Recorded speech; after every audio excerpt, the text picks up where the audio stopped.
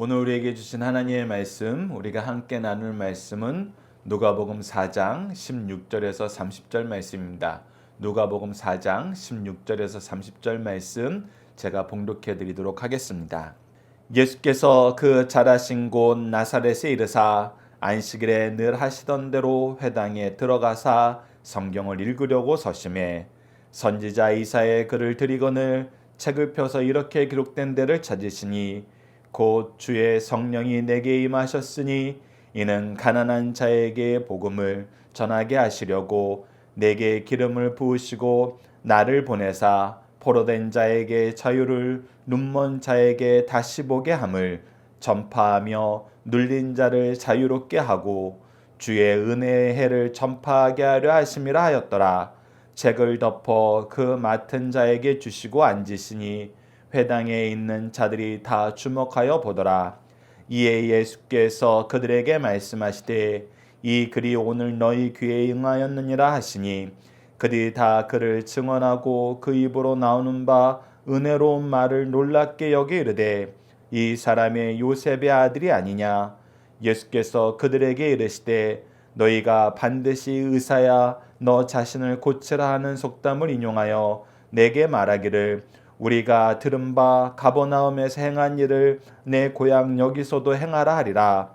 또 이르시되 내가 진실로 너희에게 이르노니 선지자가 고향에서는 환영을 받는 자가 없느니라.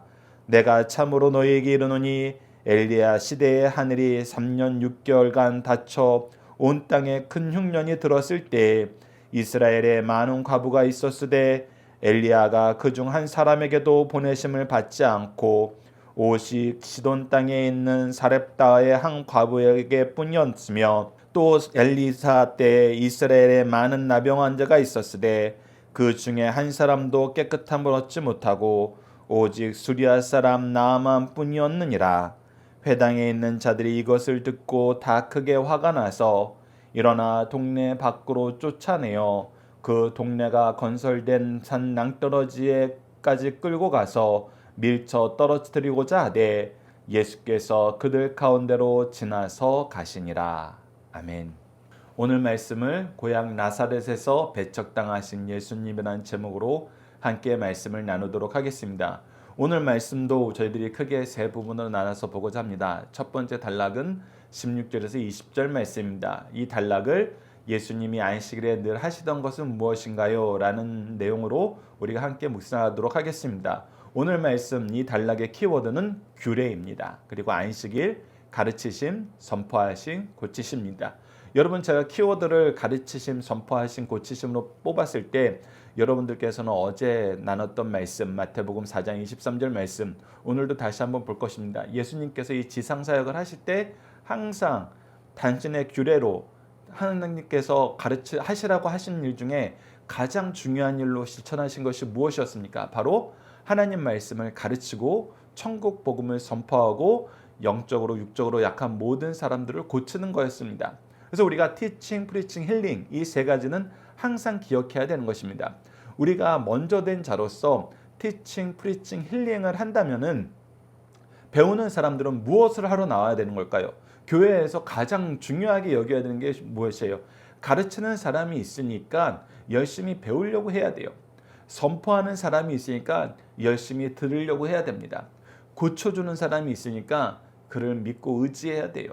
그래서 우리가 교회에 오면은 전적으로 나의 연약함을 알고 나의 부족함을 알고 가르침을 열심히 따르고 선포하는 것을 주의 깊게 듣고 또 더 나아가서 사도행전 17장 11절 우리가 항상 기억하라고 하면서 말씀을 듣는 사람들 베레아 사람들의 예를 잘 받아들이라고 하면서 하는 것이 무엇입니까?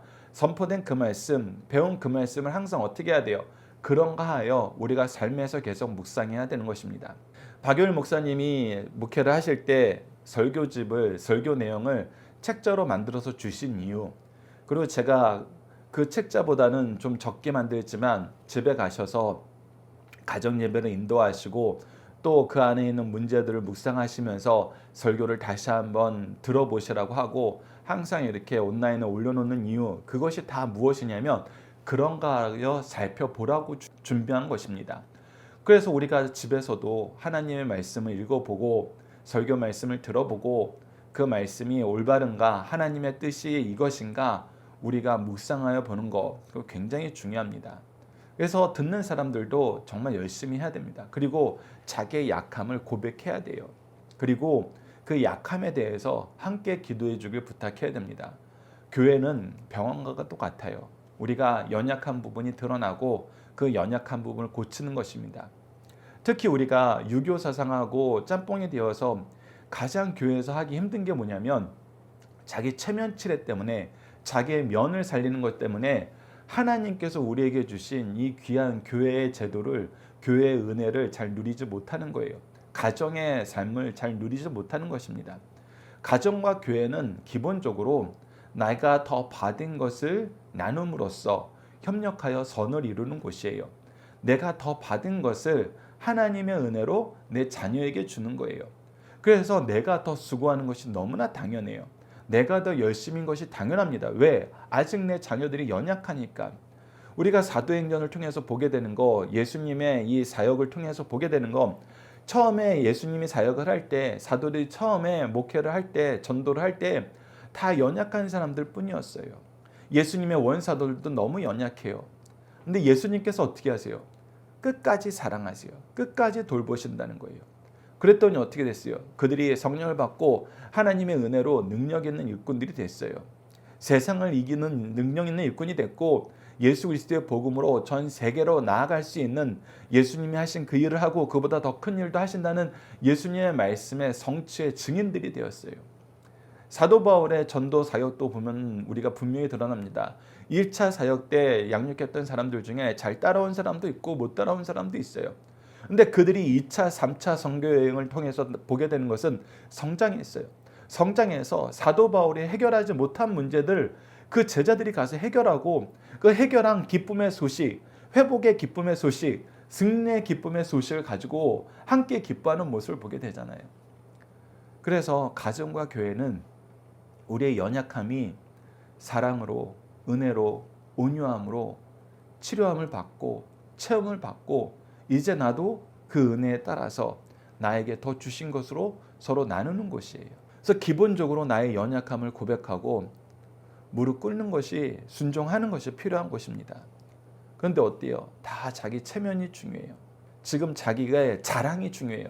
내가 조금이라도 약점을 보이면 안 돼, 이렇게 생각하고 그 부분에 대해서는 또 스승들도 잘못한 것이 있습니다.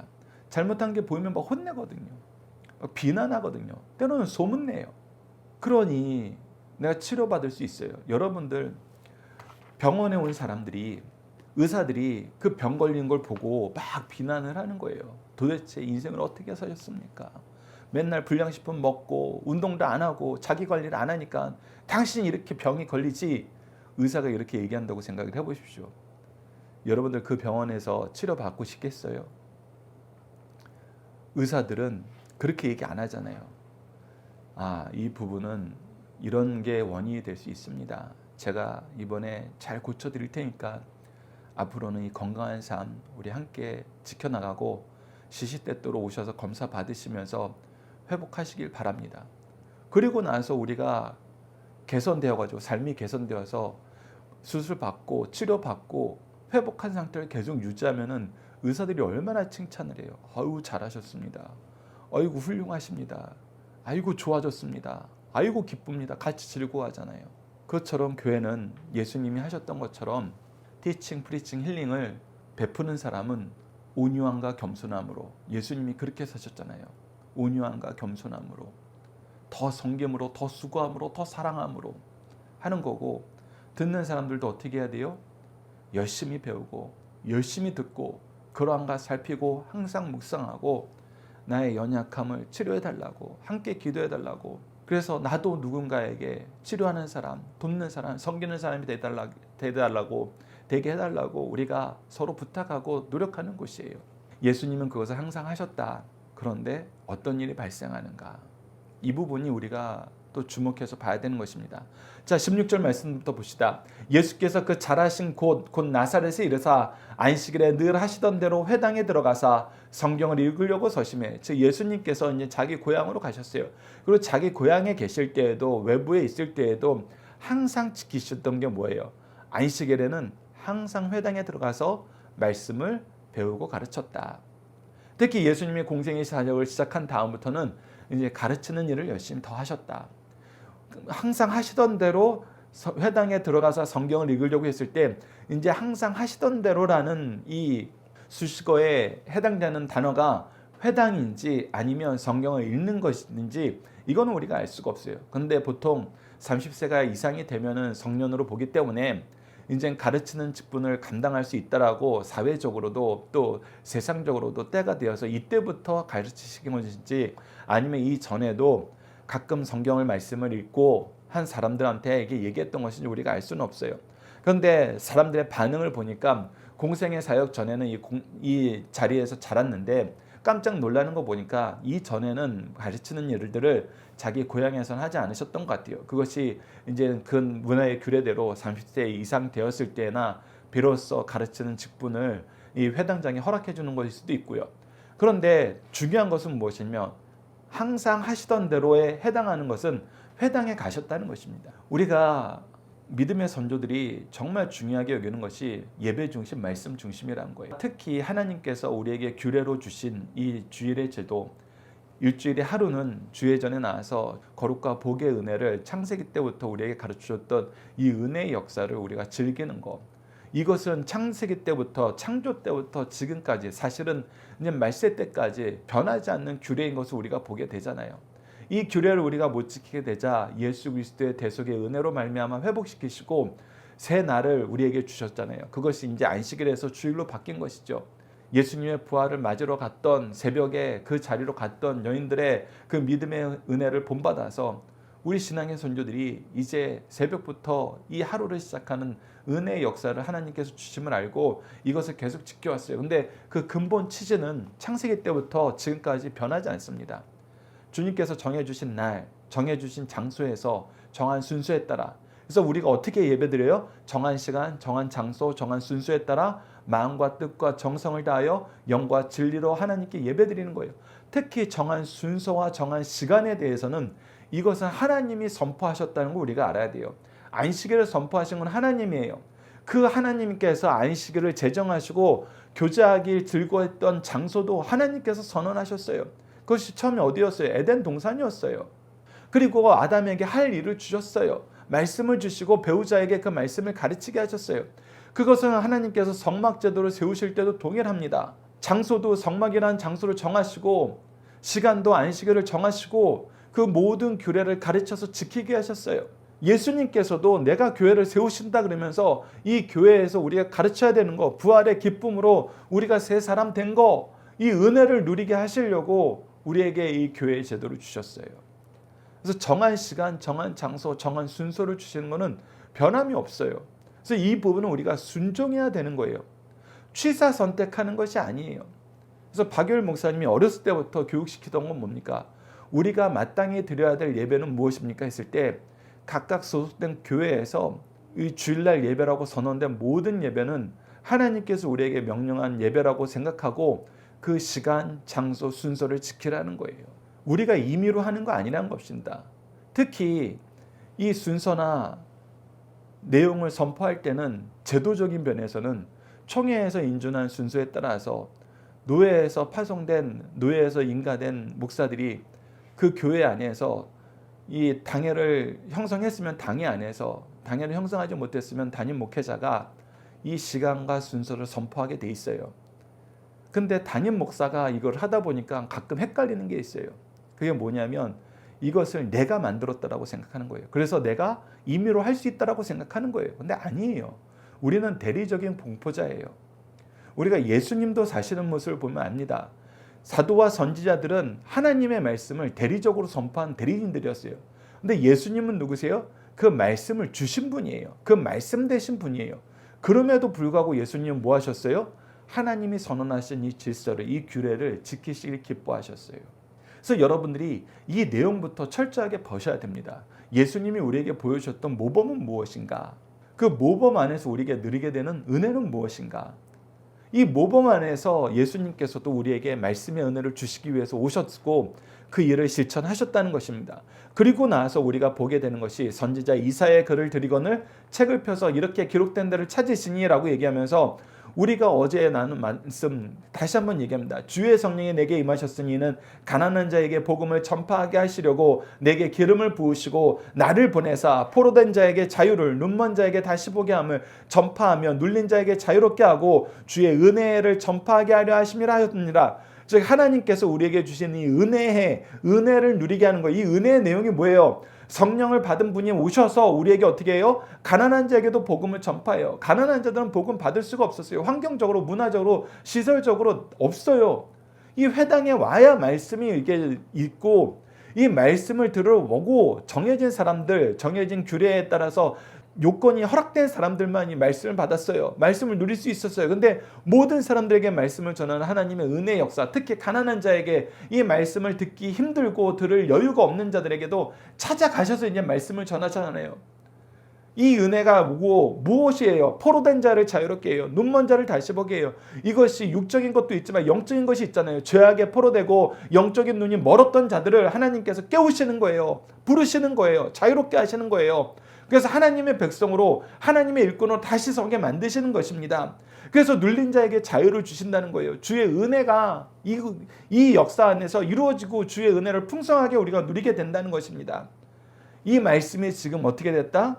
이제 이루어졌다. 이 이루어졌다는 얘기를 하시는 거예요. 자, 우리가 함께 묵상할 말씀 간단하게 보도록 하겠습니다. 시편 119편 33절 35절을 보십시오. 여호와께서 주의 율례와 도를 내게 가르치소서. 내가 끝까지 지키리이다. 나로 하여금 깨닫게 하여 주소서. 내가 주의 법을 준행하며 전심으로 지키리이다. 나로 하여금 주의 계명들의 길로 행하게 하옵소서. 내가 이를 즐거워하나이다. 우리가 앞서서 사가랴의 경우를 어떻게 보느냐? 바로 이 말씀을 실천하는 사람, 이 말씀을 가장 충만하게 누리는 사람. 왜? 우리가 하나님께서 주신 규례를, 하나님께서 주신 질서를 잘 지키면 하나님께서 우리에게 주시고자 하시는 거룩과 복을 누릴 수 있거든요. 이건 창세기 때부터 선언된 거예요. 안식일을 뭐 하는 날이라고 그럽니까? 그날은 거룩하고 복된 날이라고 하나님께서 선언하셨고 우리가 거룩함으로 나아갈 수 있도록, 복으로 나아갈 수 있도록, 복의 은혜를 누릴 수 있도록 충만하게 주시는 날이에요. 충만하게 주시는 시간이고 충만하게 주신 장소이고 충만하게 주시는 제도라는 것입니다. 그러니 이거 안에 있으면 기뻐할 수밖에 없어요. 즐거워할 수밖에 없어요. 내가 내 욕심을 채우려고 나오면은 다를 수 있어요. 하나님 그거 말고 이거 주세요. 근데 아니에요. 하나님이 주시려고 하는 것이 훨씬 더 좋은 거예요. 그래서 교회는 그것을 주는 거예요. 출애굽기 20장 8절에서 9절 보십시오. 안식일을 기억하여 거룩하게 지켜라. 엿새 동안은 힘써 내 모든 일을 해당할 것이나 엿새 동안은 우리가 힘써 일하는 거. 하지만 안식일은 주님께 나아가서 순종으로 제사를 드리는 거. 순종의 예배를 드리는 것. 그래서 마태복음 4장 23절에서 다시 한번 봅시다. 예수님께서 온 갈릴리아를 두루 다니사 그들의 회당에서 가르치시며 천국 복음을 전파하시며 백성 중에 모든 병과 모든 약한 것을 고치시니라. 그래서 준비된 일꾼들을 통해서 이 티칭, 프리칭, 힐링이 있는 거 우리가 알고 나아간다는 겁니다. 나아가야 된다는 거예요. 하나님이 은혜 주세요. 그래서 우리가 은혜 받으려고 노력해야 돼요. 순종해야 된다는 것입니다. 그러면서 여러분들 먼저 되신 분들에게 간절히 부탁드립니다. 제가 자주 듣게 되는 얘기가 그거예요. 나는 가르침을 배우고 싶어서 주의 말씀을 듣고 싶어서 내 연약한 부분을 고침을 받고 나도 누군가를 돕고 누군가를 살리는 일을 하고 싶어서 교회 갔는데 준비하는 자들이 먼저 된 자들이 전혀 그거 신경 안 쓴다는 거예요. 오히려 우리를 잡아먹고 우리를 이용하려고 그런다는 거예요. 자, 성경에 나와 있는 거짓 선생들이 자기 배를 채우기 위해서 때로는 우리에게 기분 좋은 얘기를 하지만 결국은 자기 욕심을 채우려는 이 일이 너무나 심해진다는 거예요. 그래서 교회 가면은 말씀이 없고 평안이 없다는 거예요. 여러분들 이 모든 말씀의 전제는 주의 일꾼들이 하나님의 일을 한다는 것입니다. 먼저 순종한다는 거예요. 먼저 은혜에 감격한다는 거예요. 그렇기 때문에 우리가 이 말씀을 더 진실하게 바르게 전하려면 우리가 먼저 하나님께 순종해야 된다는 거, 먼저 무릎 꿇어야 된다는 거, 더 수고해야 된다는 거, 이 부분에 여러분들 준비가 돼 있어야 됩니다. 이 부분 여러분들 꼭 기억해 주세요. 자, 이제 두 번째 단락을 보도록 하겠습니다. 그런데 하나님께서는 예수님을 통해서 이 은혜를 선포하시고 누리게 하셨는데 듣는 사람들은 어떻게 듣습니까? 21절에서 27절을 하나님의 은혜를 힘써 부인하게 되는 경우는 어떤 경우인가요? 이게 안타까운 경우는 이런 일이 있어요. 근데 오늘 이 단락의 키워드가 권위이고 놀람이고 배척이에요. 우선 사람들이 놀래요. 이에 예수께서 그들에게 말씀하시되 이 글이 오늘 너희에게 응하였느냐 하시니 그들이 다 그를 증언하고 그 입에서 나오는 바 은혜로운 말씀을 놀랍게 여겨 이르되 이 사람이 요셉의 아들이 아니냐. 우선 이 단락이 너무나 놀라우면서도 희한해요. 우선 그 은혜의 말을 듣고 놀랍게 여겨요. 이것이 은혜의 말씀인 도 알고 이것이 능력이 있는 것도 알고 예수 그리스도께서 이 말씀을 하신 것이 너무나 권위 있는 것도 알아요. 우리가 함께 묵상할 말씀 마태복음 7장 28절 29절 이 부분을 좀 더 자세하게 묘사하고 있습니다. 예수께서 이 말씀을 마치심에 무리들이 그가 가르치시면 놀라니 이는 그 가르치시는 것이 권위 있는 자와 같고 그들의 서기관들과 같지 아니하면 즉 기존에 있던 그 어떤 스승들보다도 이 말씀의 능력과 권위가 너무나 능력 있게 선포되어서 우리 마음속에 쏙쏙 들어온다는 거예요. 우리 영혼을 찌른다는 거예요. 깨운다는 거예요. 새롭게 한다는 거예요. 은혜를 누리게 한다는 거예요. 이거 은혜구나라는 것을 경험하게 한다는 거예요. 그런데 뭐라 그래요? 마태복음 13장 55절에서 57절 상반절을 보시죠. 이는 그 목수의 아들이 아니냐. 그 어머니는 마리아, 그 형제는 야고보, 요셉, 시몬, 유다라 하지 않느냐. 그 누이들이 다 우리와 함께 있지 아니하냐. 그런즉 이 사람의 이 모든 것이 어디서 났느냐 하고 예수를 배척한지라. 자, 여러분들 그러니까 이 고향 사람들이 얘 옛날에 봤던 그 예수고 이 예수에 대해서 우리가 이 아이만 아는 것이 아니라 이 가족을 알잖아. 이 가족 별 볼 일 없는 가정이었잖아. 아버지는 목수였잖아. 어머니, 그 형제들, 그 누이들 다 우리와 함께 있는데 이 형제들은 이런 모습 보인 적이 없잖아. 근데 어떻게 예수만 이렇게 놀랍지?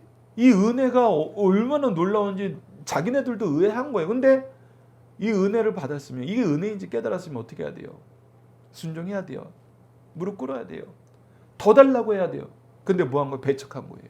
뭐예요? 선입견이에요. 뭐예요? 내가 더 높아지고 싶은 거예요. 내가 더 높아지고 싶은 거예요. 여러분들의 영적인 스승이 누구인지 분명히 기억하십시오. 그리고 그 영적인 스승은 하나님께서 보내주신 것을 여러분들 먼저 인정하셔야 돼요. 그렇지 않으면 은혜인 걸 알면서도 배척하게 돼요. 이거 굉장히 중요한 겁니다. 예수님을 어려서부터 봐왔던 사람들 얼마나 우습게 보이겠어요. 놀라우면서도 기분 나쁜 거예요. 자기 자존심이에요. 자기가 더 높은데 내가 이제 순종해야 되네 하는 순간 이게 안 되는 거예요. 안 받아들여지는 거예요. 근데 여러분들 이 순종을 가장 많이 보여주신 분이 바로 예수님이에요. 자, 예수님이 어떻게 이 땅에 오셨습니까? 창조주로서 피조물이 이 땅에 오는 모든 방법을 순종함으로 오셨어요. 그래서 동정녀 마리아를 통해서 이 땅에 오셨어요. 그러니까 마리아를 통해서 오는 순간 하나님이 정하신 한 가지 명령, 절대적인 명령, 내 부모를 공경하라 하는 이 말씀에 뭐 해야 돼요? 순종해야 돼요. 가장 높으신 분이 창조주가 피조물에게 순종하러 오셨어요. 그리고 우리가 예수님의 어린 시절 모습을 보지만 어떻게 하세요? 순종하세요. 계속 순종하세요. 이 안식일의 규례도 뭐 하시는 거예요? 순종하시는 거예요. 그러니까 예수님의 순종에 비하면은 우리 인간들이 그 어떤 상황에서 하는 순종이라도 여러분 비교할 바가 안 돼요. 여러분 생각을 해보세요. 창조주로서 이 인간 세계에 와서 보이신 순종과 어려서부터 예수님을 봤다라고 생각하면서 나 순종 못해, 나 못 받아들여 하는 순종과 어느 게 더 큰 순종이에요. 비교할 수가 없죠. 비교가 될 리가 없어요. 근데 그게 안 되는 거예요. 그게. 특히 누가 더 안 되는 거예요? 더 많은 은혜를 받을 수 있는 사람들이, 더 큰 은혜를 받을 수 있는 사람들이. 그래서 목회자들이나 이 말씀에 더 열심히 연구하시는 분들이 조심하셔야 되는 게 뭐냐면 나 이제 좀 배웠다 이거예요. 나 이제 좀 업적이 있다 그거예요. 그러면 다른 분들 설교를 안 들으려고 그래요. 그러면 큰 잘못이에요. 우리처럼 말씀을 더 가까이 하고 더 많이 알았던 사람에게는 내가 생각하지 않은 방법, 내가 생각하지 않은 분야, 내가 생각하지 못했던 역사를 가진 분들을 통해서 하나님의 말씀을 주실 때 더 풍족하게 누릴 수 있어요. 아, 맞지. 그렇지. 내가 고민하고 내가 생각했던 것을 저분을 통해서 더 확실하고 더 분명하고 더 생동감 있게 나를 경험하게 하시네 하면서 더 은혜를 받게 돼요. 그래서 내가 은혜를 간절히 사모하면은 저에게는 목사님들의 설교가 더 은혜가 돼요. 동일하게 예수님의 어린 시절을 아는 분들이 그 은혜를 누리게 되면은 다른 사람보다 더 크게 은혜를 누리게 돼요. 제가 이 부분을 이 회개한 유대인들을 통해서 듣게 돼요. 유대인들이 그 얘기를 해요. 어려서부터 구약의 율법 교육을 철저하게 받고 예수님을 안 믿고 살았는데 자기 문화 안에서 자랐던 것이 나중에 회심하고 예수 그리스도를 믿게 되니까 은혜가 더 깊어지더래요. 그 역사가 더 깊어지더래요. 그 깊이를 일반 크리스찬들하고 비교할 수 없을 만큼 더 놀랍게 느끼게 되더래요. 맞아요. 더 놀랍게 느낄 수 있어요. 그런데 뭐 한 거예요? 배척한 거예요. 그런데 성경은 우리에게 은혜가 되는 게 예수님이 뭐라 그래요? 선지자가 고향에서 환영받는 자가 없느니라 라고 얘기하시면서 구약에도 이러한 일이 있을 거라는 것을 우리에게 미리 가르쳐 주셨다는 거예요. 그리고 뭐 하는 거예요? 역사를 봐라. 엘리야가 이스라엘 지역에도 과부가 많았는데 그 은혜를 거부하고 받아들이지 않고 오히려 우상을 따르는 자들을 더 좋아하니까 어떻게 되었냐? 하나님의 은혜가 시돈 땅에 있는 사렙다의 한 과부, 이 과부에게 가지 않느냐? 너희들이 거절하면 하나님의 은혜는 멈추고 사라지는 것이 아니라 더 외곽으로 넘쳐 흐르게 된다. 미련한 짓 하지 말라. 문둥병자가 많았는데 고침받은 사람은 누구였냐? 내 문둥병을 치료해달라고 주의 종을 찾아오는 사람이 없었어요. 이스라엘에는. 근데 누가 왔었어요? 수리아 사람 나아만은, 외국에 있는 나아만은 주의 선지자가 능력 있고 하나님이 능력 있다는 얘기를 듣고 왔어요. 와서 뭐 했어요? 순종했어요. 그냥 나와서 치료해 준 것도 아니에요. 안수기도 해준 것도 아니에요. 요단강 가서 씻어. 이게 뭡니까? 라고 생각하고 자존심 상해하다가 지혜로운 종의 권유를 듣고 순종하잖아요. 순종했더니 어떻게 해요? 은혜가 있어요. 은혜의 역사가 있어요. 여러분들, 예수님이 얘기해 주시는 거예요. 은혜의 역사가 있을 때는 순종하고, 순종할 때 무엇이 있다? 더 큰 은혜의 역사가 우리에게 임한다. 그래서 순종하셔야 됩니다. 하나님이 주신 규례에 순종하셔야 돼요. 특히 오늘 예수님을 통해서는 우리가 뭘 보게 돼요? 하나님께서 정해둔 제도는 순종하셔야 돼요. 특히 예배는 순종하셔야 돼요. 정한 시간, 정한 장소, 정한 순서가 선포되면은 순종하셔야 돼요. 순종하십시오, 여러분들. 이것이 은혜를 더 누리는 하나님의 방법입니다. 근데 순종하지 못하는 이유는 뭐예요? 자존심이에요. 교만이에요. 그래서 예수님의 제자들 중에서도 나다니엘이 이렇게 얘기해요. 나다니엘이 이르되 나사렛에서 무슨 선한 것이 날 수 있느냐? 빌립이 이르되 와서 보라 하니라. 그러니까 나사렛 지역이라는 것 자체도 선입견 때문에 거기에서 메시아가 올 수 없다. 선지자가 올 수 없다라는 거예요. 요한복음 7장 52절에서도 그들이 대답하여 이르되 너도 갈릴리에서 왔느냐? 찾아보라. 갈릴리에서 선지자가 나지 못하느냐 아니라 하면서 갈릴리 출신들은 안 된다는 거예요. 예수님이 갈릴리 출신이니까 아니라는 거예요. 근데 그것이 뭐라는 거예요? 근데 우리가 어제 말씀에서 이미 봤잖아요. 이사야서 말씀에 납달리 지역, 갈릴리 요단 지역, 그곳에 은혜의 역사가 일어난다. 성경에 기록된 거였어요. 그들은 성경 교사라 그러면서도 성경 말씀으로 보는 게 아니에요. 자기 선입견으로 보는 거예요. 자기 기준으로 보는 거예요. 그래서 뭐 하는 거예요? 사도행전 7장 9절에 스데반의 설교를 통해서 우리가 보는 것처럼 여러 조상이 요셉을 시기하여 예수에 팔았더니 하나님이 그와 함께 계셔. 뭐 한 거예요? 시기한 거예요. 시기뿐이에요. 시기. 시기 질투는 여러분들 악만 생성합니다. 은혜가 오는 것을 막아요. 여러분, 그래서 이 부분 주의하셔야 됩니다. 근데 여기서 멈추면 좋은데 예수님께서 회개할 수 있도록 역사를 통해서 엘리야의 엘리사의 역사를 통해서 가르쳐줬는데 어떻게 돼요? 회개하지 못하는 사람들은 어떻게 합니까? 마지막 세 번째 단락입니다. 28절로 30절 복음, 예수님을 받아들이지 못할 때, 순종이 없을 때 예배는 어떻게 되나요? 여러분, 예배는 다시 한번 강조합니다. 하나님께서 거룩과 복으로 우리를 채우시는 날이에요.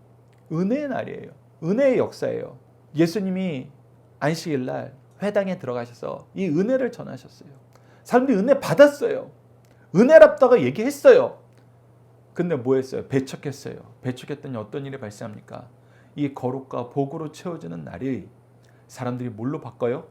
28절을 보십시오. 회당에 있는 자들이 이것을 듣고 다 크게 화가 나서 일어나 동네 밖으로 쫓아내어 그 동네가 건설된 산 낭떠러지까지 끌고 가서 밀쳐 떨어뜨리고자 하되, 이제 안식일을 뭐하는 날로 바꾸는 거예요? 화를 내는 날로 바꾼 거예요.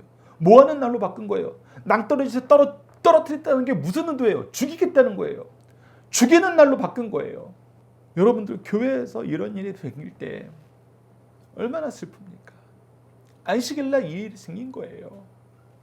교회는 복과 거룩으로 생명을 낳고 생명을 살리는 날인데, 순종과 은혜가 충만한 날인데, 나의 교만이, 나의 질투가, 나의 시기심이 그날을 뭐하는 날로 바꿔요? 화를 내어 다투는 날, 생명을 죽이는 날로 바꿔버리는 거예요. 여러분, 이것이 얼마나 큰 죄인지, 이것이 얼마나 어리석은 짓인지 우리가 알아야 된다는 것입니다. 가끔 그런 연락하시는 분들 보면은 마음이 너무 아파요. 교회에서 평안을 못 느낀다. 특히 이민 가신 분들이 그 얘기를 많이 하세요. 평안을 누리는 신앙생활 하고 싶다. 누구를 잡아먹고, 누구를 이기고, 누구를 밟고, 누구를 쫓아내고, 너무나 괴롭다는 것입니다. 이것을 우리에게 교훈으로 주시면서 가르쳐 주시는 거예요. 여러분들, 시기 질투 버리십시오. 그리고 은혜가 왔을 때는 순종하십시오. 기뻐하십시오. 이 은혜는 그 사람이 높아지는 걸 의미하는 게 아니에요. 예수님이 높아지려고 회당에 들어가신 거 아니에요. 경배 받으시러 들어간 게 아니에요. 하나님께서 예수님을 보내실 때 하나님 대접받으려고 보내신 거 아니시잖아요. 그런 것처럼 우리에게 은혜를 주는 일꾼들을 보낸 것은 우리에게 복 주시려고 보낸 거예요. 우리에게 믿음의 선조들을 미리 세우신 것은 우리에게 복 주시려고 보내신 거예요. 주신 거예요. 그러니 우리가 질투하지 말고 순종함으로, 겸손함으로 이것을 받아서 나에게 복 주심을 기뻐하시는 날이 주일이 되시길 바라고 여러분들의 인생이 되길 바랍니다. 우리가 함께 묵상을 잠깐 보고 중심사상 보도록 하겠습니다. 우선 사무엘상 15장 22절에 사무엘이 이르되 여호와께서 번제와 다른 제사를 그의 목소리 청종하는 것을 좋아하신 같이 좋아하시겠나이까. 순종이 제사보다 낫고 듣는 것이 순양의 기름보다 나으니라. 예배가 예배되게 하는 것은 순종으로 시작되는 거 여러분들 기억하십시오. 누가복음 7장 16절을 보시죠. 모든 사람이 두려워하며 하나님께 영광을 돌려 이르되 큰 선지자가 우리 가운데 일어났다 하고 또 하나님께서 자기 백성을 돌보셨답니다. 즉 예수 그리스도를 인정하면, 우리에게 은혜의 통로가 되신 분을 인정하면 우리가 뭘 경험하게 돼요? 하나님이 우리를 돌보신 걸 경험하게 돼요. 예수 그리스도를 통해서 이루시는 큰 일을 보고 그 큰 일에 충만함을 누리는 사람이 돼요. 우리는 이 고백을 하는 사람이 됩시다. 오히려 질투하고 시기하여서 은혜를 거부하고 복을 화로 바꾸는 사람이 되지 말고 은혜 안에서 즐거워하고 기뻐하고 그의 은총을 사모하는 우리 승리한상 가족 여러분들, 강성 성경연구원 여러분들 기도합니다. 자, 중심사상을 봅시다.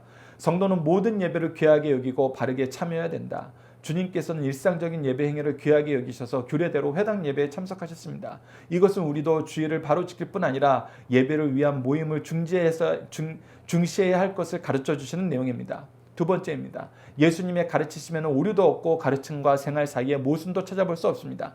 그렇지만 예수님의 가르침을 거부하는 백성들이 있었습니다. 이들은 진리를 증거하는 자 예수를 너무나 잘 알고 있었고 그가 위대한 사람이 아니었다는 이유 때문에 그가 가르치는 진리를 경멸했습니다. 이는 인간의 부패성을 보여줍니다. 이처럼 진리를 들을 때 편견을 버리고 말씀 그대로 받아들여야 함을 가르쳐주고 있습니다. 세 번째, 주의 일을 하면서 사람에게 너무 기대하지 말라. 실망하기 쉽다는 것입니다. 우리는 선한 일을 하다가 낙심할 수밖에 없는 경우를 당하겠다 하여도 인내하며 부지런히 그 일을 행해야 됩니다. 예수님은 고향 사람들이 자신을 배척할 뿐 아니라 죽이려 하여도 낙심하지 않으셨어요. 나사렛에서 쫓겨나신 주님께서는 다시 가버나움에 오셔서 안식일에 저들을 가르치셨습니다. 우리는 죄와 싸우되 아직까지 주님의 수준에 미치지 못하고 있습니다. 주님만큼 고난받지 않아요. 주께서 부르시는 그날까지 최선을 다하는 우리 승리한상 가족 여러분들, 강성성경연구원 여러분 되길 기도합니다. 함께 기도하시겠습니다. 성령의 능력과 충만함으로 우리를 인도하시는 하나님, 성령의 능력과 충만함을 위해 영적인 스승을 통해 교회와 믿음의 가문을 세워주심을 감사합니다. 교회와 믿음의 가문에서 성령의 인도하심 속에서 놀라운 일이 일어날 때 질투하거나 교만하여 거부하는 일이 있습니다. 주여 용서하여 주소서. 겸손하게 하시고 순종하게 하시고 나를 위해서 보내주신 하나님의 일꾼들을 섬기게 하여 주소서. 이를 통해서 그 누구보다 교회의 복, 예배의 복을 충만히 누리도록 도와주소서. 예수님 이름으로 기도드립니다. 아멘.